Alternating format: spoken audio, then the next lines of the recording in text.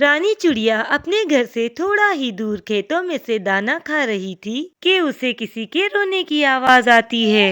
रानी चिड़िया इधर उधर देखती है मगर उसे कोई दिखाई नहीं देता। अरे ये किसके रोने की आवाज है और ये आवाज कहाँ से आ रही है? इतना कहकर रानी चिड़िया आगे चली जाती है। थोड़ा ही दूर रानी चिड़िया को एक कौवे का बच्चा नजर आता है जो बहुत रो रहा था। रानी चिड़िया उस कौवे के बच्चे के पास आती है और उससे कहती है, अरे बच्चे, तुम कौन हो और तुम्हारे मम्मा पापा कहाँ हैं? तुम अकेले इस जंगल में क्या कर रहे हो? आंटी, मैं यहाँ पर खो गया हूँ और मुझे अपना घर भी नहीं पता। मुझे बहुत डर लग रहा है, पता नहीं मेरे मम्मा पापा कहाँ हैं। डरो मत बेटा, तुम मेरे साथ मेरे घर चलो, मैं तुम्हारे मम्मा पापा को ढूंढ लूंगी। उसके बाद रानी उस कौवे के बच्चे को लेकर वहाँ से चली जाती है। रानी उसे लेकर अपने घर आ जाती है जहाँ पर उसकी छोटी बेटी उसका इंतजार कर रही थी। मम्मा, आपने आने में बहुत देर कर दी और ये आपके साथ कौन है? बेटा, ये छोटा सा बच्चा मुझे जंगल में मिला था। ये अपने मम्मा पापा से बिछड़ गया है, इसीलिए मैं इसे यहाँ ले आई। लाली को ये काला सा कौवे का बच्चा बिल्कुल पसंद नहीं आ रहा था। लाली अपनी माँ से कहती है, मम्मा, तो आप इसे उठाकर अपने घर क्यों ले आई? इसे तो अपने मम्मा पापा के घर छोड़ आती। बेटा, बहुत बुरी बात है, किसी के लिए ऐसा नहीं कहते। और वैसे भी मुझे इसके मम्मा पापा का नहीं पता। जब इसके मम्मा पापा मिल जाएंगे तो ये खुद ही उनके साथ चला जाएगा। आंटी, मैंने कुछ नहीं खाया, मुझे बहुत भूख लगी है। लाली बेटा, तुम इसका ख्याल रखना, मैं अभी तुम दोनों के लिए कुछ खाने को ले आती हूँ। फिर वो दोनों रानी का इंतजार करने लगते हैं और थोड़ी ही देर बाद रानी भी एक मीठा फल ले आती है। ये लो लाली बेटा, तुम दोनों ये सेब आधा आधा करके खा लो। नहीं मम्मा, ये सेब मैं इसे आधा नहीं दूंगी, ये पूरा सेब ही मैं खाऊंगी, क्योंकि मैंने हमेशा से ही एक पूरा सेब खाया है और आज भी सारा खाऊंगी। इतना कहकर लाली वो सारा का सारा सेब ही खुद अकेले खा लेती है। अरे वाह, मजा आ गया सारा सेब खाकर। ये सेब बहुत मजे का था, वरना आधा सेब खाकर तो मेरा पेट ही नहीं भरता।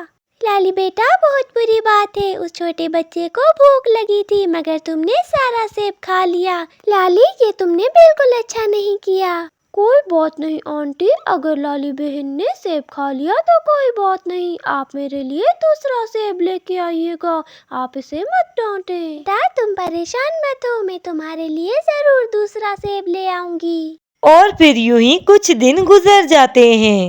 मम्मा, मुझे बहुत प्यास लगी है, इसीलिए मैं जा रही हूँ नदी से पानी पीने। लाली बहन, क्या मैं भी आपके साथ नदी पर चलूं? नहीं नहीं काले कलूटे कौवे, नदी पर मेरे दोस्त भी होंगे जो तुम्हें मेरे साथ देखकर हंसने लग जाएंगे। मैं अकेली ही नदी पर जाऊंगी। इतना कहकर लाली बगैर कुछ सुने ही वहाँ से चली जाती है। आंटी, क्या मैं इतना बुरा हूँ कि लाली बहन मुझे बिल्कुल पसंद नहीं करती और मुझे अपने साथ कहीं नहीं ले जाती? आप मेरे मम्मा पापा को जल्दी से ढूंढे ताकि मैं उनके साथ घर वापस जाऊं।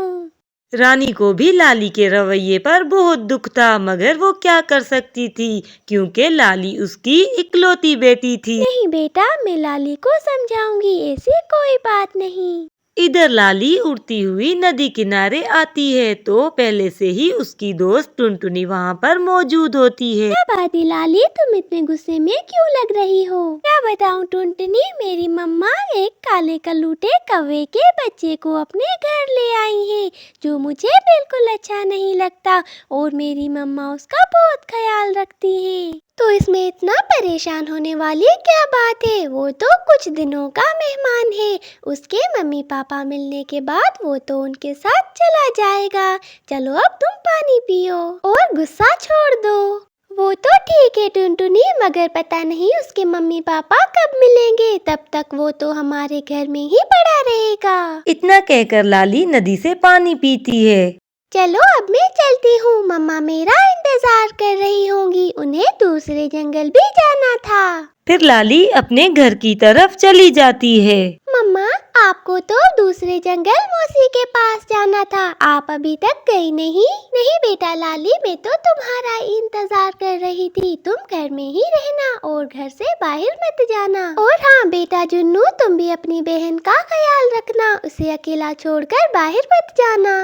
ठीक है आंटी, आप परेशान मत हो, मैं लाली बहन का ख्याल रखूंगा। बच्चों को समझाने के बाद रानी अपनी बहन की तरफ चली जाती है।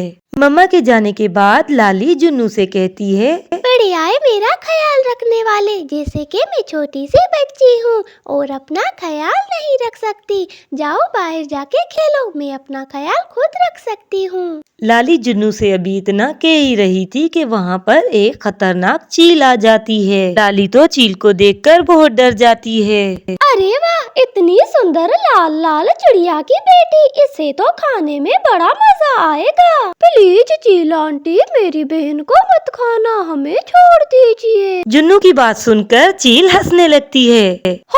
हो। अरे ओ काले कलूटे कौवे, तुझे कौन खाएगा? मैं तो इस सुंदर चिड़िया की बच्ची को खाऊंगी, मुझे कौवे बिल्कुल पसंद नहीं। चल अब यहाँ से भाग जा।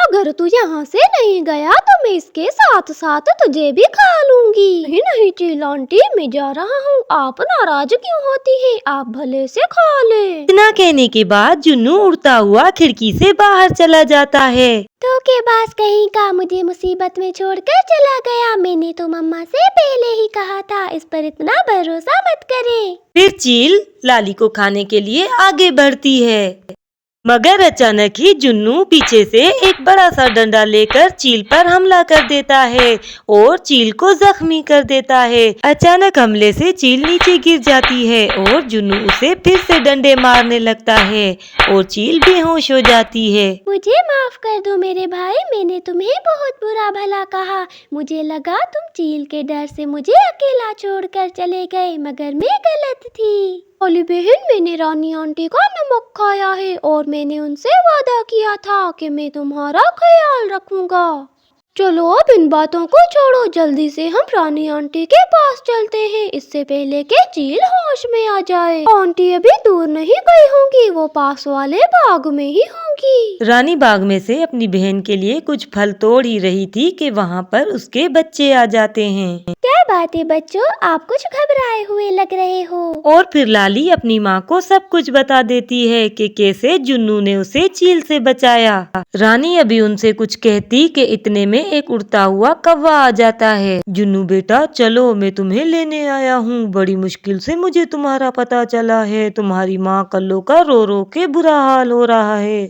सच आप ही जुन्नू के पापा हैं? मैंने आपको कहाँ कहाँ नहीं ढूंढा, शुक्र है कि आप मिल गए। हाँ रानी बहन, मैं ही जुन्नू का पापा हूँ। ये बहुत दिन पहले हमसे बिछड़ गया था। मैंने इसे ढूंढने की बहुत कोशिश की, मगर ये मुझे कहीं नहीं मिला। और आज ही मुझे एक पक्षी ने बताया कि ये आपके पास है, तो इसीलिए मैं इसे लेने यहाँ चला आया हूँ। पापा, रानी आंटी ने मेरा बहुत ख्याल रखा है, इन्होंने मुझे किसी भी चीज की कमी नहीं महसूस होने दी, ये बहुत अच्छी है। रानी आंटी आपका बहुत बहुत धन्यवाद, आपने मेरा बहुत ख्याल रखा है। अब मेरा टाइम आ गया है, मैं अपने पापा के साथ जाना चाहता हूँ, मगर मुझे आप दोनों की बहुत याद आएगी, मैं रोज आपसे मिलने आया करूँगा। लाली को भी अपने व्यवहार पर बहुत दुख था, इसीलिए वो कुछ बोल ही नहीं पा रही थी। बेटा तुम भी बहुत अच्छे हो और लाली की तरफ से मैं तुमसे माफी मांगती हूँ। लाली दिल की बहुत अच्छी है और जहाँ भी रहो हमेशा खुश रहो। इसके बाद जुन्नू अपने पापा के साथ वहाँ से चला जाता है। प्यारे दोस्तों, अगर आपको हमारी वीडियो पसंद आए तो वीडियो को लाइक करें और चैनल को सब्सक्राइब करें।